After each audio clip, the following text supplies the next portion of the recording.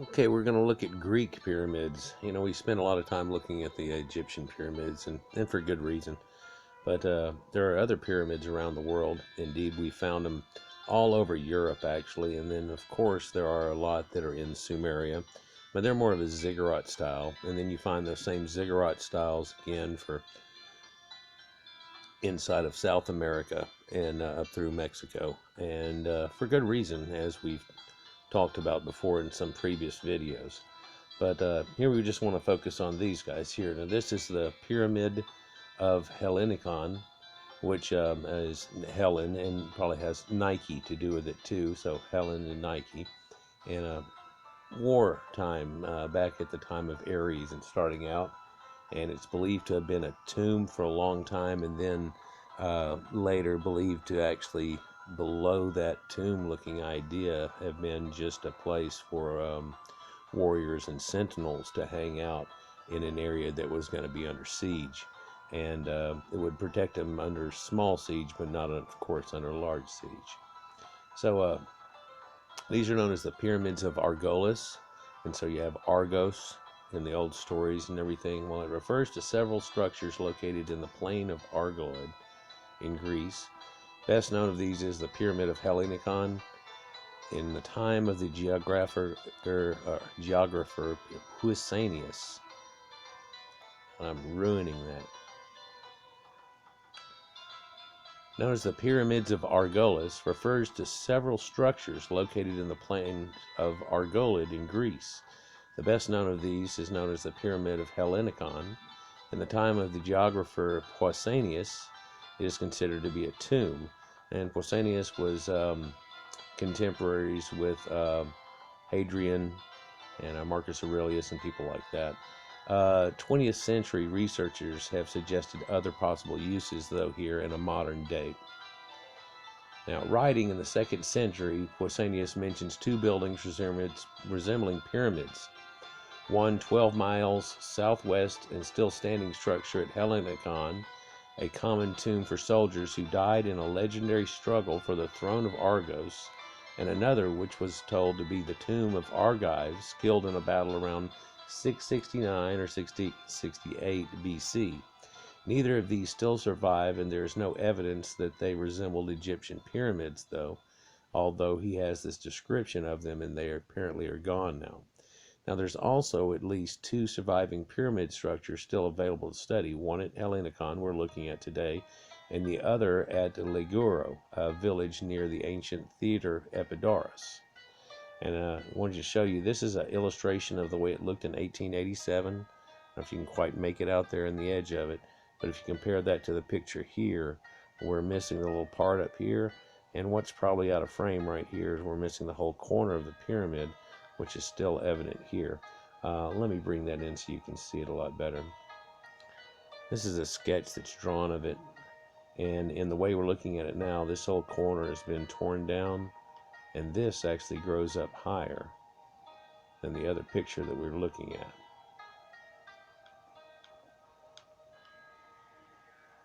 So if we just plainly look at this, you can tell this whole corner here is gone from what would be there, and then the structure that sticks up here higher and on that point over there higher no longer exists. There's the gouge in it. So the sketch was taken from a little bit to the left of where we're standing now. But you look at the age of these stones, and I want to note that this is a side that gets a lot of rain against it and winds and so on, and this is not. And you can easily tell that this is extremely smooth and this is not, although it's on the same stone, even these ones that make the corners here. So it can show you a weathering. And this is built out of megalithic stone, but again, this is that style where there are all kinds of different sizes, kind of a Tetris situation, even some diagonal pieces cut in here. So it's quite different than the structures that are shown much later, and this is that primordial type structure you find in a few places around the world where the facing of them are extremely flat, perhaps on the interior and exterior, but the shape of the stones themselves are just odd and multi-angular and all kinds of silly shapes to make up things that eventually make it back to a flat, but then they don't care about flat and start going again with this concept. It's quite unique, but yet then it's not when you see it all over the world. So Pausanias mentions two buildings resembling pyramids, one 12 miles southwest, standing structure at Hellenikon, a common tomb for soldiers. It was around 669 or 668 BC. Neither of these still survive, though, but there are these. Now, these two structures we're looking at here, they're at the southern edge of the plain of Argolid, near the springs of the Erasmus River, nowadays what we call capillary, and on the main arterial road, which in antiquity led from Argos to Tegea, and the rest of Acadia and Cornea was the trade route that ran right through there. So this would have been something you would have seen along the trade route, right? There's still a small structure extant known as the Pyramid of Hellenikon. So this is much smaller than the other structures in description, right? And you can still see it's pretty decent sized. It's not quite the size of the smaller pyramids that are in front of the great pyramids of Egypt, but along that line, nothing huge. But then how big were the ones that used to be there that are no longer evident? So, historical reference here. Although these structures are of great interest, written references are rather scarce and they are not mentioned in ancient sources. Strangely, they mention the other buildings there because of their great size, but they don't mention these little pyramids. Pausanias in the 2nd century AD mentions two buildings resembling pyramids, one 12 miles south and studied at structure at Hellenikon, and a common tomb for soldiers who died a legendary struggle, as I said above. And neither of these structures, though, they say still survive. Well, this structure is still surviving, and the top caved in not too long ago. No one's sure exactly when. His description, though, on the way from Argos to Epidora, there is one on the right, a building made very like a pyramid, and on it relief of wrought iron shields of the Argive shape. Here took place a fight for the throne between Protus and Acrisius. The contest, they say, ended in a draw, and in reconciliation resulted afterwards from both parties, as neither could gain a decisive victory. The story is that they and their host were armed with shields, which were first used in this battle. For those who fell on either side was built here a common tomb, as they were fellow citizens and kinsmen. Kind of like an ancient civil war of a giant area. You know, at one time Greece was the Minoans and Cretians and all the different people together. They were one common people, but much like in America, where you'll have people that are very west coasty and very northeastern and very southwest, and then Texan, and then there's the middle people in the heart of, USA. So people have different areas and beliefs, and indeed, just in England itself, there are dialects and sub-differences from northern to southern and farthest regions like that, and just separations somewhat, but let's not get out on that. Excavations and dating. The Pyramid in Hellenikon was excavated first by Wygand, who essentially removed all the fill from the floor. Later on, in 1937, more excavation was made by the American School of Archaeology at Athens under the director of L. Lord, who concluded that both the structure at Lagoon and the one at Calfara were guardhouses capable of accommodating a small garrison who could control the countryside and be safe behind their walls from surprise attacks from a few persons, but not a great army. Amongst the findings are large pathos, the floor of a long corridor in the room, recarved from repairs, entrance door and parts of the wall, infill from earlier excavations, some ceramics and Proto-Helladic period ceramics were date to 25 to 2800 BC. Internal to the structure were taken out before the full excavation here. They're attributed by S. Weinberg as a member of the team. Their location and distribution, however, is not described clearly. There's also room foundations and mortars from later uses of the building, as well as a mixture of disturbed sediments. The ceramics of classical period, lamps, houseware, things like that, oil lamps, and so on, and a few coarse shards of doubtful age. I'll mention those later. And some Roman lamps. The infill at the floor varies between 20 and 60 centimeters, depending on the area and how it blew in and how it built up.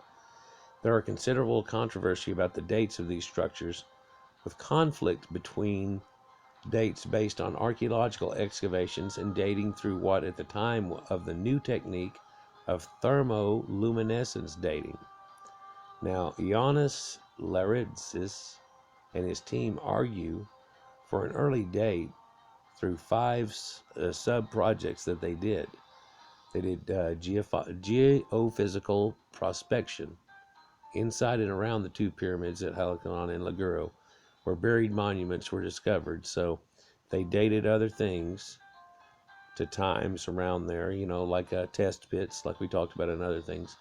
These results resulted in archaeological excavations carried out by archaeologist A. Sampson, an archaeologist of the Archaeological Museum of Nauplion.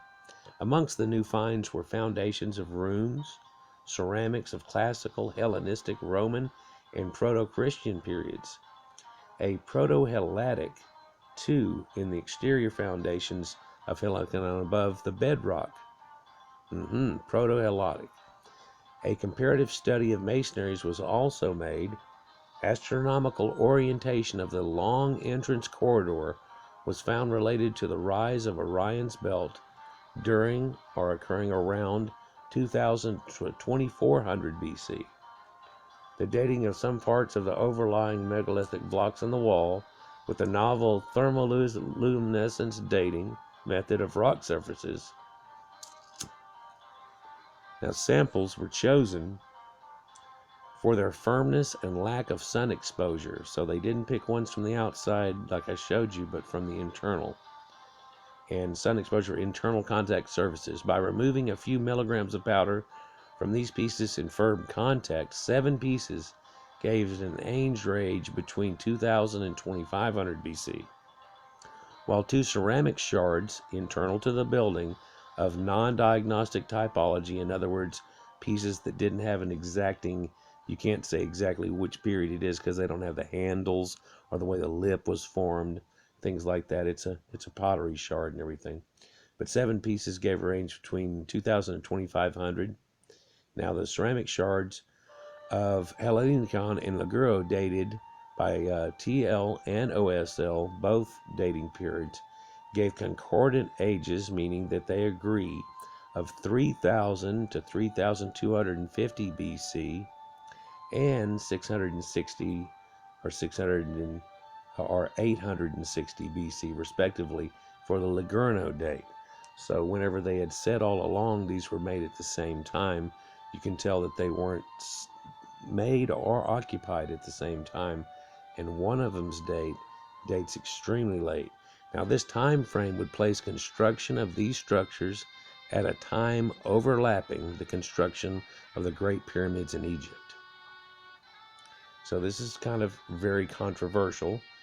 Mary Lefkowitz has criticized this research. She suggested that some of the research was done not to determine the reliability of the dating method, as was suggested, but to back up an assumption of age and to make certain points about pyramids and Greek civilizations.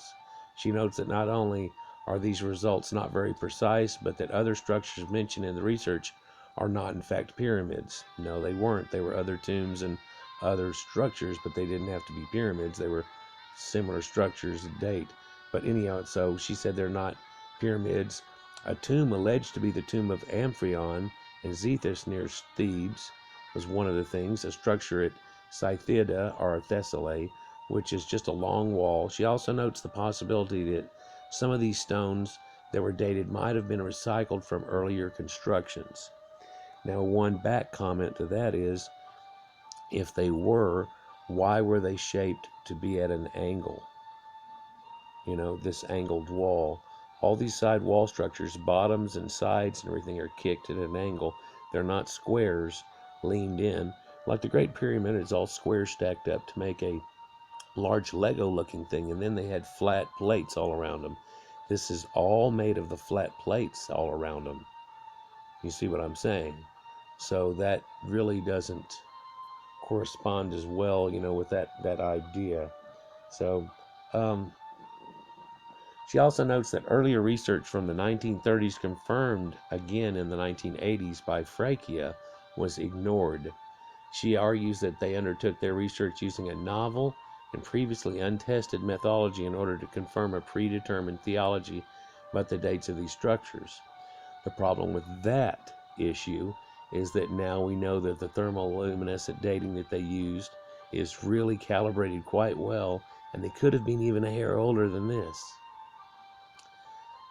Leritzis responded in a journal article published in 2011 stating that Lefkowitz failed to understand and misinterpreted the methodology of how to date in this manner.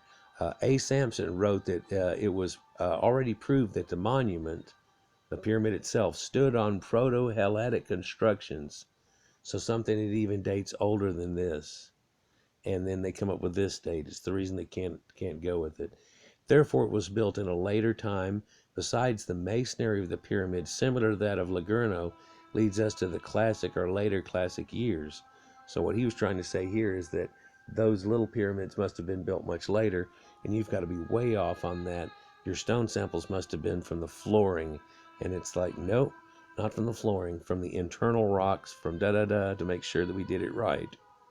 And that's letting one believe something different. So now, a new method of dating the stone recently applied to the pyramids indicated too early of a dating in the 4th and 3rd millennium BC, so 3 to 4,000 BC, 6,000 years ago, older than the Great Pyramids, on a method that we used to date the pyramids, and it came within the boundaries and fit right. If you follow me, so you use the same dating and it goes, this is much older. Now, the dimension of the rectangular building surrounding the Pyramid of Hellenikon are 7.3 meters by 9.7 meters. The external walls right at about a 60-degree angle, up to 3.5 meters. Of course, they would go on, but it's fallen down. The walls then become vertical in order to support the floor of the building. The entire monument was built from gray limestone from the district to form a large blocks which we use in trapezoidal, partially polygonal system. And then again, that polygonal system is an oddity that you see all over, Aztec and Mayan ruins and things. And it's what looks like a whole bunch of just marshmallows stuck together, yet the sides are flat like marshmallows. So it's been worked again in a secondary way. Now, deep here in the hills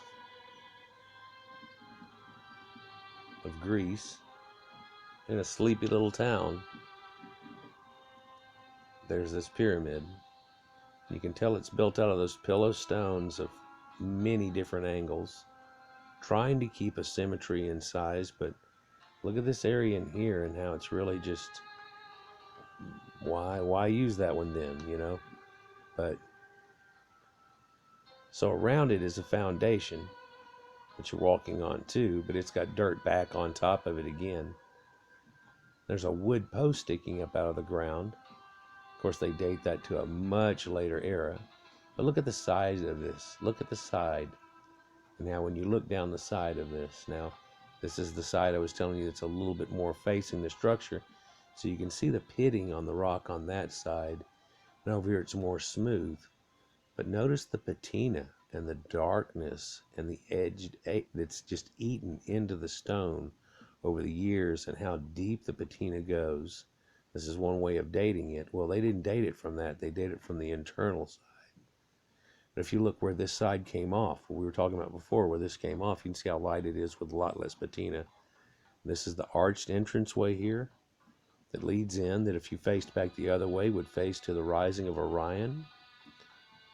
And right here are like post holes dug in the walls that go back and forth to side that would lead you to believe there was something laid across there. Yet it impede you being able to walk in. And people weren't 2.5 foot tall, and this was multiple leveled or anything at this time. Look at this beveled edged rock here.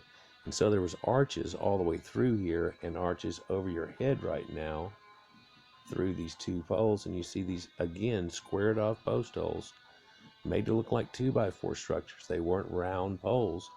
You could easily round off a tree pole, but to have wanted to make them square, so everything was square and all these things. Look at this multi-polygonal rock right here and the way it's all put together. And it's just incredible. But that's all leaning in on you right now, right? But the inside looks almost flat because the bottom stones are a little thicker than the top stones are as they come in. Now we're standing in between there, and you can see this granite quartz, some lichen growing onto it. And look at these inset holes, right? The depth of the patina that's growing on it. Now we step out into what is a courtyard, but in antiquity this had the entire pyramid above it, and the rocks that came out of that aren't here anymore. Someone took them away. So you can tell it was probably filch for the rock that it had during that time. But here's the courtyard.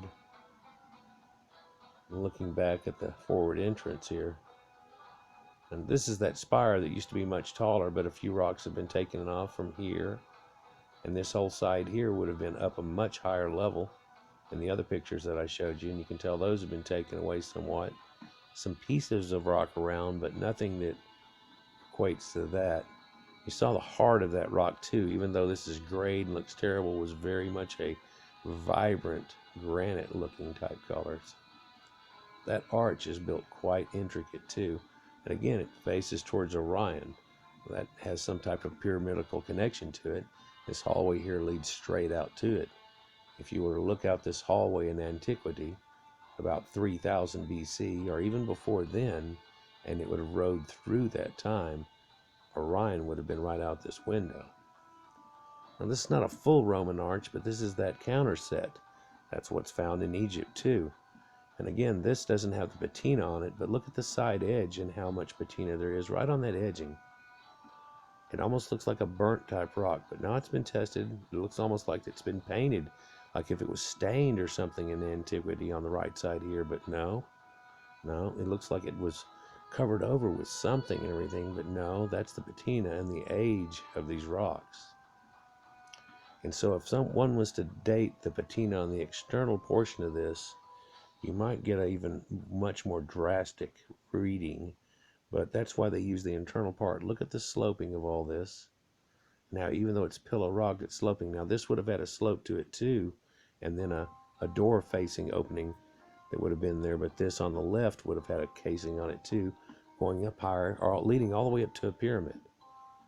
And you come around the corner here and you look at the smoothness of this edge, and this is part that was getting a lot more of the weathering and so on it. So yeah, that corner there's missing. Someone had just taken it away, and the top part right there was taken away. Well, of course the cone point was taken away, but where are these rocks at? They're not laying around here. There's a lot of rocks. Not many appear to be worked. Not many could have even been part of this. And some of this is part of foundation that help hold up this one side of it so it wouldn't slide away. Look at this. It's like ancient erosion protection of rocks being embedded into here. Now there's a few of these that look like they came from up in here, but this side is totally destroyed. A few of those rocks there look like they could go in it. Most of them are round. And it's just here kept in the city behind a fence, and you can have egress into there.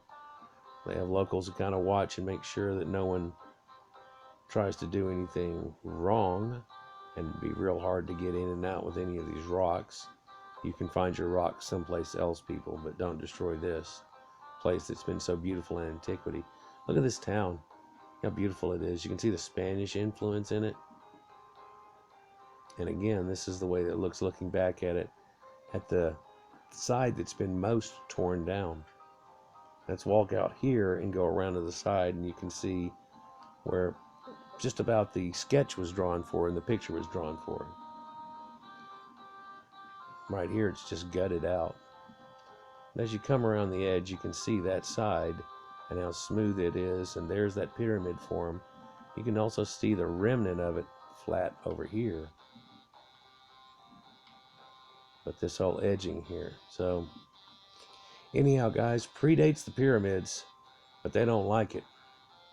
But you can like, share, and subscribe and enjoy pyramids in Greece. They always keep saying, well, where's pyramids at then? Because there's some Sudan pyramids that we know were built way, way later, and the conception of those were from Ramsey during the expansion. So it really had nothing to do with the Nubians that lived there. And of course, Nubians have nothing to do with West Africans that keep touting this type of thing. But here's some ancient pyramids built by Grecians. Peace. Have a great day.